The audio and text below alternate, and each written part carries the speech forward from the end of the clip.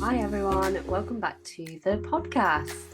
If you are new here, I'm SMr&x. I'm an empowered dating, relationships, and sex coach, and I have been helping single people heal, build confidence, and attract healthy, real love for 10 years.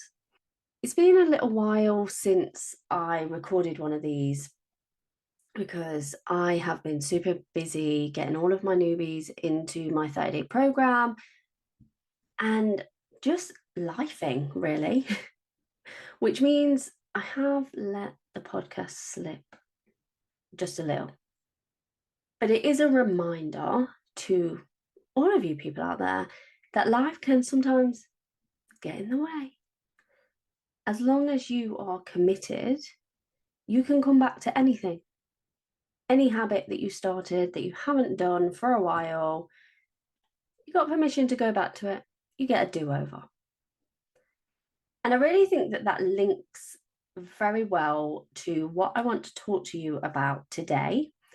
Today's episode is inspired by my work with my own children, which is a lot of what it's inspired by. And because I want my children to grow up knowing what a healthy relationship is and just being really good adult humans. Today is mainly about my son. I want to dive into something that is often missed when we're talking about communication skills, and that is tone of voice. When it comes to dating and relationships, communication isn't just about the words that we use. How we say something can completely change the meaning. And I do an exercise in my webinar all about wording and different people's interpretations of it. And I always find it really incredible how different we all interpret words.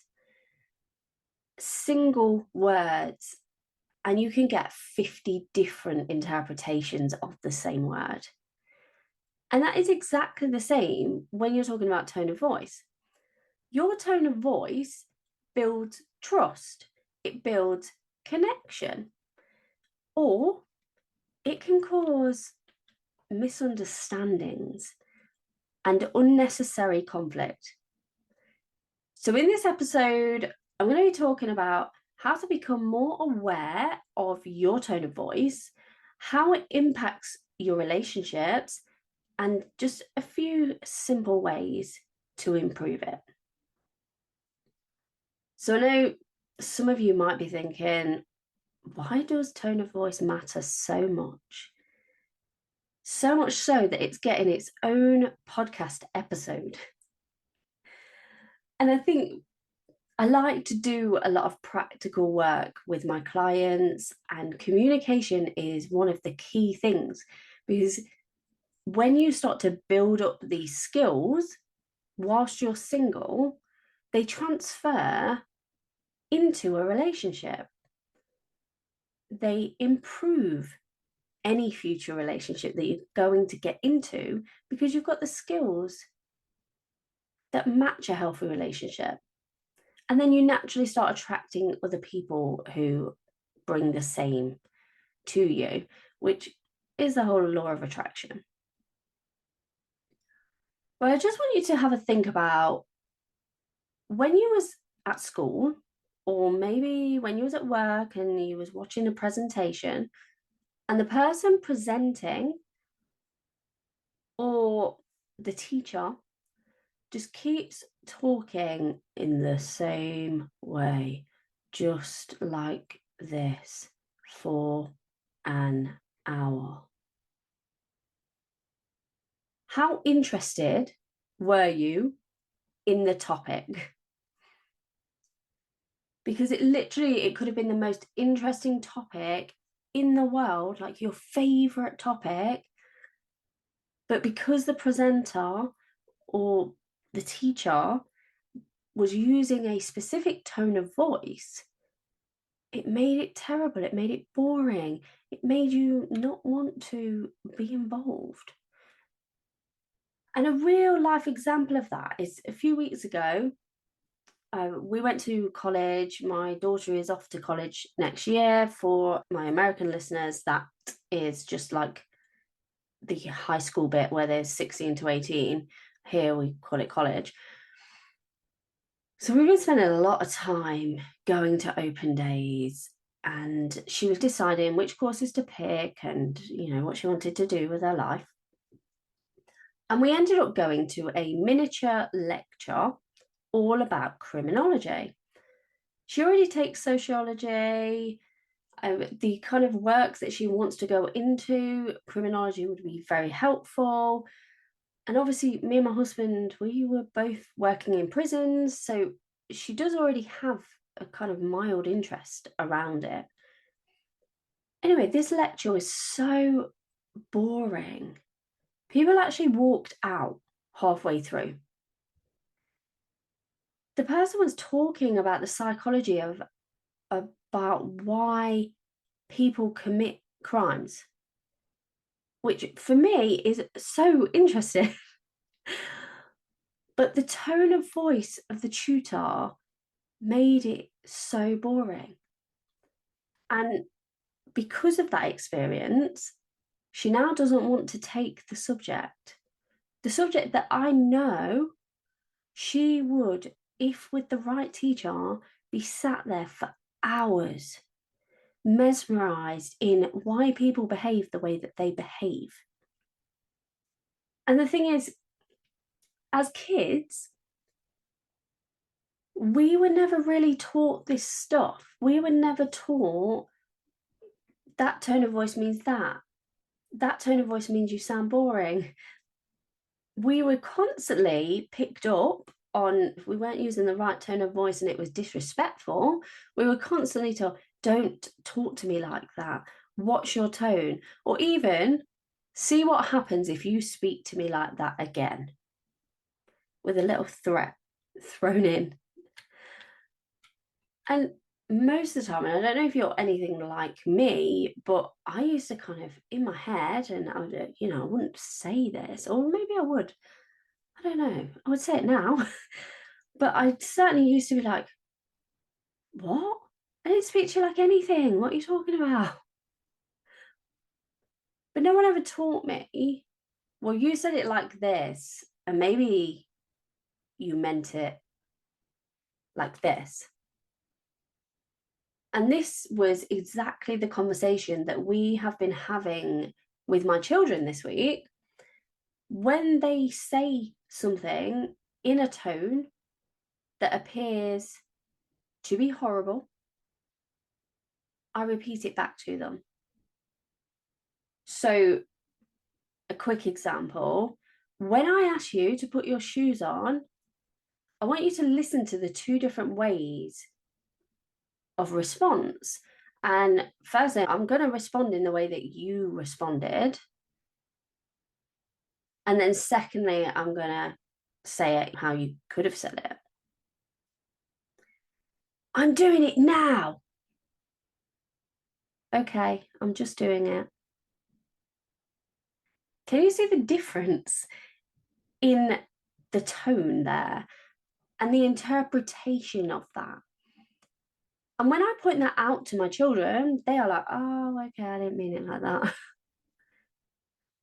Most of the time, they recognize that. And then we can go into a whole different conversation, a bit like the one that me and you are having right now about tone. But if you was never taught about tone, if you never had those conversations with your parents, which I didn't, it's not surprising that there may have been times in your life, maybe in a relationship, maybe in communication with a family member, that someone has been offended by something you've said, and you are kind of just sat there thinking, what the hell? What did I do? Because although we normally find it easy to pick up on other people's tones, and we do this without even thinking, So you could walk into work and you can tell that your boss is in a bad mood simply from the way that they said good morning. You know when a friend is upset just by the way that they answer the phone.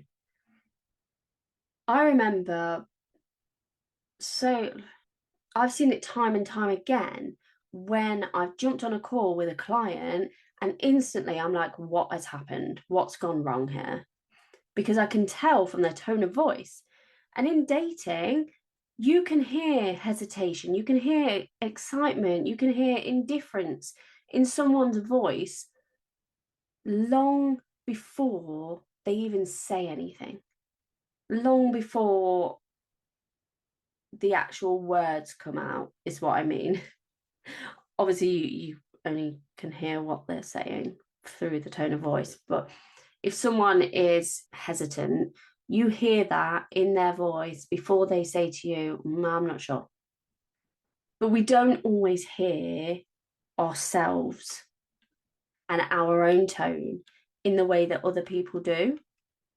To add to this, and I know that the world that we live in, you will have heard me, if you've listened to this podcast before, talk about how much I dislike dating apps. Although, as a side note, I do actually have a really helpful episode all about what you should be doing and what should be on your dating app profile. I think that's maybe episode 7. But dating apps are not something that I love because I believe that humans can only connect with real humans. You are listening to my voice. If I got an AI bot to make this podcast, you may not connect with me in the same way. You wouldn't connect with the robot in the same way that you would with a human. So I always encourage my clients to get off the dating apps as soon as possible because messaging doesn't pick up on tone of voice. Have you ever read a message and thought, why are they being like that? Or that was rude? And to then find out that the person didn't mean it that way in any way at all. And that's because tone of voice doesn't translate through messages, unless you're obviously using voice messages. You can't hear sarcasm, you can't see a rolly eye, you can't pick up on a joke in a message, unless people use the laughing emojis, they use lol, because that's how they are portraying their tone. When you apply that to dating, think about how many times a message that you have sent may have been misunderstood. Or how many times have you received a message and been like, oh, okay, they clearly don't like me. And the problem with that is that we as humans, when we get rejected, when we feel rejection, we shut off. We don't then approach the person and be like, why? Because you don't want to feel that rejection again. But what if it was simply you were rejected because of the way that you read the message and it wasn't actually a rejection? How many connections that could have been wonderful have faded or been ruined because there was no energy in the message? I hear this all the time with my clients where they're like, well, I was chatting to this person and there was just no energy there. And I'm like, in a message? How can you tell whether there's any energy in a message? Some people are just not good at texting. And if you think about my teacher example, how many times in your life has something interesting been made boring by someone's tone of voice? So on a dating app, you could be making yourself out to be something that you aren't, just simply because of the way that they are reading it. Or the other way around, you could think someone isn't your vibe But if you met them in person, they would be amazing for you. But you could literally be missing out on the one because tone of voice does not translate into messaging. Anyway, enough about dating apps. I'll get off my soapbox. The key thing here is tone of voice is a powerful tool in attraction. The warmth in someone's voice, the way that they express excitement, the gentleness in how they speak, it plays a big role in chemistry and how you attract people into your life. How many times have you heard someone say, "Oh, I love their voice"? If that same person was talking in a monotone, would they say the same? No. So if you want to build deeper, healthier relationships, healthier connections, whether it's romantic or otherwise, friendships, tone awareness is going to be a game changer for you. I do this as like a whole session with my clients because I do truly believe that practice makes perfect. So every relationship skill that they learn, I get them to practice it with me. But I'll give you some super quick tips here, things that are actionable for you, because I don't like to give people problem. Let me talk properly. Problem without a solution. My first thing, try saying the same phrase in different tones. Have you ever watched the Friends episode? I'm a big Friends fan here, by the way. Friends episode where Ross says, "I'm fine." I don't know why my voice is like this. "I'm fine." And he clearly wasn't fine. Try doing that. Try saying, "I'm fine" in a happy tone. Try saying it in a sarcastic tone. Try saying it in a frustrated tone or an angry tone, because it is different. "I'm fine." "I'm fine." "I'm fine." Try saying the same phrase in different tones based on different emotions and start to notice how the meaning completely changes and how people will take that. The second tip for you, start to look at the conversations that you've had this week. Start to observe other people's conversations. Pay attention to the way that people are speaking and pay attention to the way that you speak to others, your friends, your co-workers, your family members. Start to ask yourself questions like, did that tone align with how I was feeling at the time? Did I seem distracted? Did I seem unnecessarily sharp? Now, I don't want you to go away from this episode and overanalyze yourself and give yourself big anxiety and then never speak to anyone ever again, because this is just an awareness exercise. It's you becoming aware and then making improvements that will help you with your communication skills, with your relationships. We are all constantly improving. I've spoken before about how I read self-help books every single day because I'm constantly trying to improve. And that is you too. And the people that aren't doing these things, that aren't trying to make small improvements every single day, they are people that stay stuck and they are people that get bitter. And you're not one of those people. If you notice that there were times where your tone didn't go along with the way you were feeling, you now have permission to go do a do-over. You can say, "I didn't quite get that. Let me start again." It is no different to if you get tongue-tied or if you stutter. People make allowances for it. People will make allowances for you saying something wrong in the wrong tone. They will prefer it.